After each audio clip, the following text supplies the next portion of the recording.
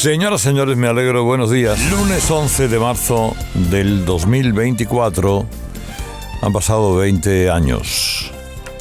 20 años del mayor atentado terrorista de nuestra historia, en el que murieron 193 personas. Muchas quedaron heridas y arrastran graves secuelas de los ataques de aquella mañana, que comenzó pocos minutos antes de las 8, estallando una decena de mochilas colocadas en los trenes de cercanías repletos de gente en plena hora punta. Miles de personas se disponían para ir a trabajar.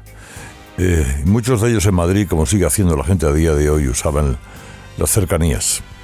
Ya entonces había móviles, pero no eran teléfonos inteligentes con internet. La gente, para distraerse en el tren, leía, escuchaba música, conversaba con algún acompañante, iba pensando en sus cosas. Pero fíjense, los móviles, esos móviles todavía sin internet y todavía de tarjeta prepago, acabaron siendo decisivos para aquella infame masacre, porque aquella mañana, sin que las víctimas lo supieran, una serie de tipos subieron a los vagones de forma discreta, con el añadido de que en un momento determinado se bajaron dejando en el vagón mochilas. Mochilas que dejaban escondidas de forma así, como olvido casual. Y había un tipo de explosivo en ellas que las activaba con el mecanismo de los teléfonos móviles que tenían en su interior. En un momento alguien efectuó las llamadas. Los móviles en esas mochilas empezaron a sonar y al sonar harían explotar la carga. La primera a las 7:37. Y a esa confusión de la primera explosión le siguió el estupor de que no era una sino varias. Entre las 7:37 y las 7:43 minutos de horror. Claro, el primer recuerdo tiene que ser para las víctimas, para los que no están, los que arrastran la herida de la ausencia cotidiana, la gigantesca herida, grabada para siempre en la memoria de quienes vivimos aquel horror de una manera o de otra. Hoy a las 9 habrá un homenaje de la Comunidad de Madrid, la Puerta del Sol, y a las 10 un funeral por las víctimas en la Catedral de la Almudena. Aquello rompió la política española. La rompió. Y algunos creen, que desde entonces vivimos instalados en un caínismo cada vez más profundo. El gobierno de José María Aznar gestionó mal la comunicación durante los primeros minutos, porque hizo además cosas contradictorias. Por una parte, dar a entender, como creíamos todos, como creía Ibarretxe, El País, el PSOE, la policía, el CNI, que era la ETA.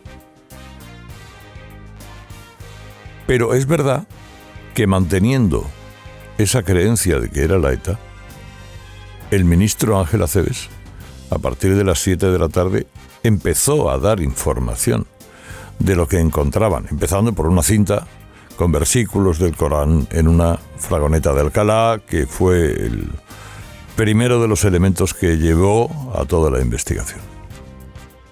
Pero es verdad que no se gestionó bien la comunicación. Y el PSOE y la izquierda consiguieron crear un clima irrespirable contra el Partido Popular, al que se le culpó de los atentados por la participación de España en la guerra de Irak.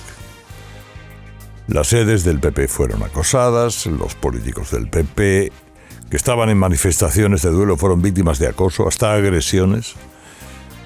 Y el día de las elecciones hubo una movilización gigantesca que dio la victoria insospechada al entonces candidato socialista Rodríguez Zapatero.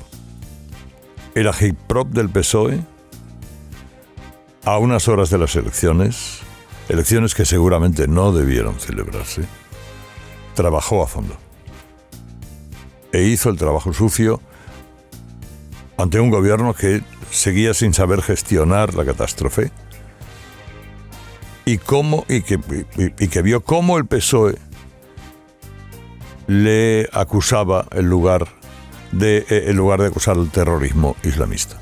No tuvo nada que ver la reacción de países como Estados Unidos el 11S, o Francia en Bataclan, o Londres en los atentados del metro, el Reino Unido, con la España del 11M. No tuvo nada que ver. Porque aquello, lejos de unir a la sociedad, después de una crisis semejante, siguió adelante, hizo que se siguiera adelante, con el proyecto excluyente que además promocionó e inauguró Rodríguez Zapatero, con 2 operaciones políticas para aislar al centro-derecha español: la negociación con ETA y el Estatuto de Cataluña. Es Rodríguez Zapatero, antes de arruinar a España como la arruinó, que puso en marcha el Pacto del Tinell. Y en la mentalidad del Tinell, ahora mismo seguimos instalados. Vean ustedes nada más y nada menos, bueno, el gobierno de ahora. El resto de aquel día, ¿qué quiere que le diga?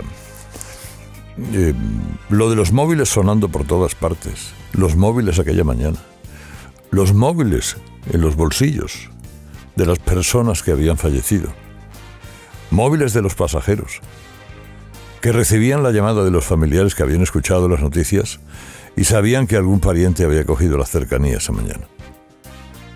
Esa sinfonía de los móviles que no tenían a nadie para descolgar y decir: oye, tranquilo, estoy bien. Como las bolsas en las que hubo que depositar a los cadáveres, o lo que quedaban de los cadáveres. Y seguían sonando los móviles. Y la tremenda solidaridad del pueblo de Madrid, los taxistas de Madrid, que se ofrecieron para llevar a la gente gratis al hospital, a IFEMA, donde fuera. Los madrileños que se volcaron para dar sangre. La policía científica, que consiguió identificar 155 cadáveres en solo 36 horas. Pero el shock político, la discusión inicial de si había sido ETA o Al-Qaeda, la confrontación política, romper la jornada de reflexión, y los que años más tarde formarían Podemos agitando las calles, las concentraciones en las sedes del Partido Popular, cambiaron literalmente la forma de hacer la política en España. El atentado fue previsto para alterar las elecciones. La verdad es que cuando se compró o se consiguió el explosivo en Asturias, todavía no se habían convocado las elecciones. Se convocaron más tarde. El explosivo se compró en diciembre y las elecciones se convocaron en enero. Que luego hubo, hay tantas lagunas quedan tantas lagunas por conocer, pero que al final fuera Al-Qaeda, fueran los servicios secretos de algún país con ganas de que no siguiera gobernando el PP. Una parte de la sociedad española hizo lo que los asesinados querían que se hiciera: condicionar el voto con la coartada del rechazo a la presencia española en la guerra de Irak. Bueno, y 20 años después, estamos en las que estamos. Estamos en estas. Porque allí surgió el PSOE de Zapatero, que empezó a cuestionar el consenso de la transición, que se acercó a los separatistas para hacer una alianza contra la derecha, y eso ha llegado al grado máximo ahora con Pedro Sánchez. El resto de la historia ya sí que la conocemos.